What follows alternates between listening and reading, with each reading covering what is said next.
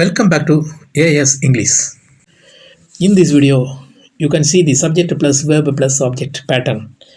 இந்த வீடியோவில் subject plus verb plus object பேட்டர்னில் 2 சென்டென்ஸ்களை 7 ஸ்டெப்பில் எப்படி உருவாக்குவது என்பதை மிகவும் எளிதாக பார்க்கலாம். முதலில் நான் ஒரு புத்தகம் படிக்கிறேன் என்ற தமிழ் சென்டென்ஸை ஆங்கிலத்தில் எப்படி மாற்றுவது என்பதை பார்க்கலாம். இப்போது நான் ஒரு புத்தகம் படிக்கிறேன். இது 3 பாகங்கள் இருக்கின்றது. முதல் பாகம் நான், இரண்டாவது பாகம் ஒரு புத்தகம், மூன்றாவது பாகம் படிக்கிறேன், அதாவது வெர்ப். பேட்டர்னை பார்க்கலாம். Subject plus verb plus object. இதில் நான் என்பது சப்ஜெக்ட். ஒரு புத்தகம் இது ஒரு பொருள், ஒரு ஆப்ஜெக்ட். படிக்கிறேன் என்பது செயல், வெர்ப்.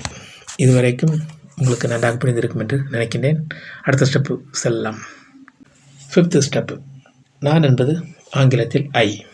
ஒரு புத்தகம் என்பது ஏ புக், அதாவது ப்ராக்கெட்டில் ஆப்ஜெக்ட். படிக்கிறேன் என்பதால் ஆங்கிலத்தில் ரீட், வெர்ப். மறுபடியும் பேட்டர்னை ஞாபகப்படுத்திக் கொள்ளலாம். Subject plus verb plus object.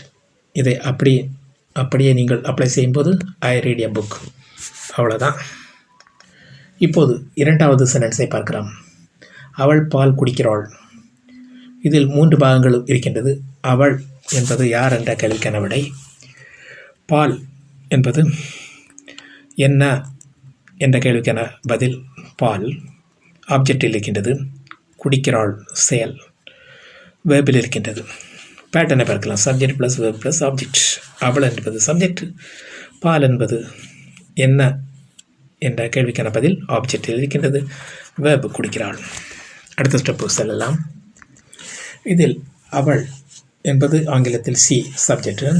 பால் ஆங்கிலத்தில் மில்க், ஆப்ஜெக்ட். குடிக்கிறாள் ட்ரிங்க்ஸ், வேர்பில் இருக்கின்றது. மறுபடியும் பேட்டர்னை ஞாபகப்படுத்திக் கொள்ளலாம். Subject plus verb plus object. She drinks milk. அவ்வளோதான். தேங்க்ஸ் ஃபார் வாட்சிங். Please share and subscribe.